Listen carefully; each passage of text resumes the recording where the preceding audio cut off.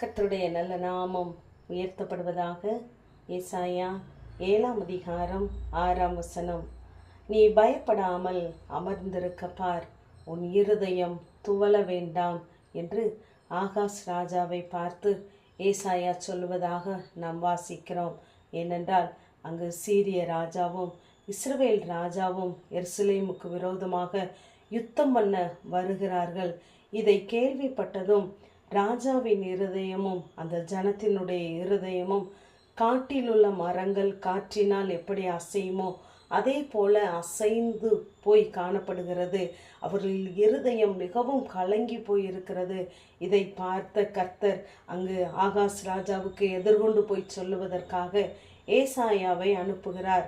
அவர் என்ன சொல்லுகிறார் என்றால், இவர்கள் யுத்தம் பண்ணுவதற்கு என்னென்ன ஆலோசனை எடுத்தார்களோ அது ஒன்றும் நிலை நிற்பதில்லை, அதன்படி சம்பவிப்பதும் இல்லை என்று சொல்லி அனுப்புகிறார். ஏனென்றால் இவர்கள் இருவரும் புகைகிற கொல்லிக்கட்டைகள் என்று சொல்லுகிறார். புகைகிற என்று சொல்லும் பொழுது கொஞ்ச நேரத்தில் தோன்றி மறைந்து போகிற ஒன்று.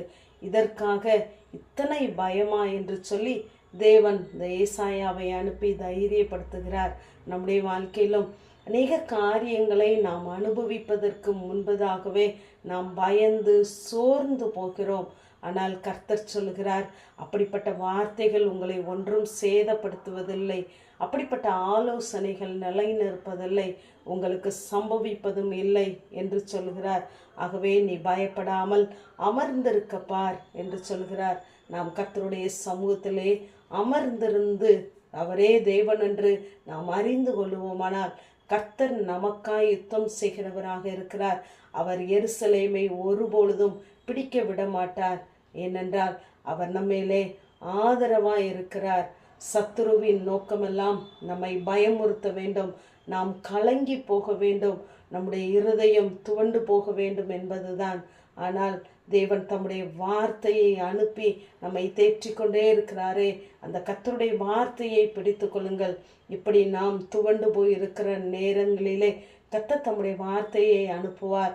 அல்லது அவருடைய தூதை தெய்வதூதர்களா போல ஊழியக்காரர்களோடு கூட நம்மோடு கூட இடைபடுவார், நம்மிடத்திலே அனுப்பி தருவார்.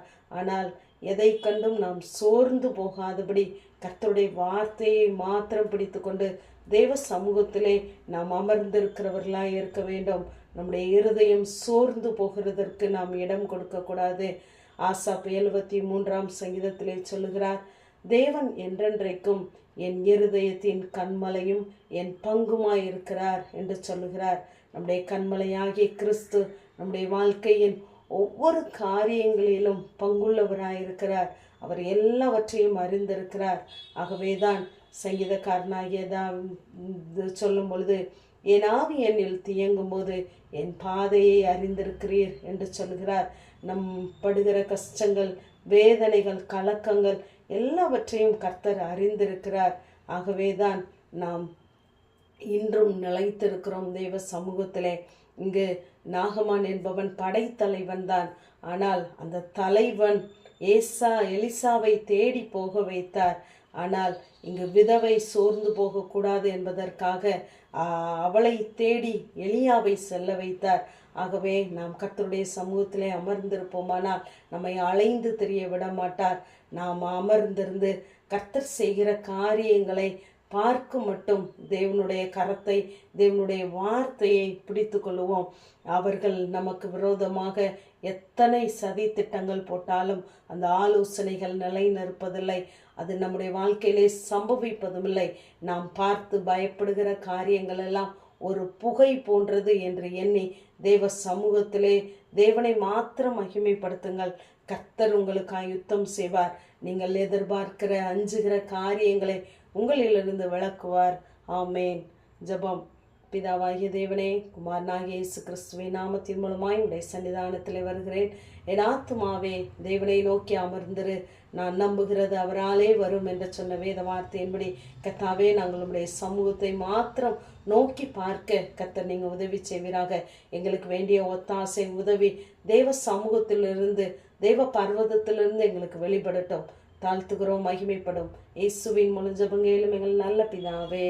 ஆமேன்.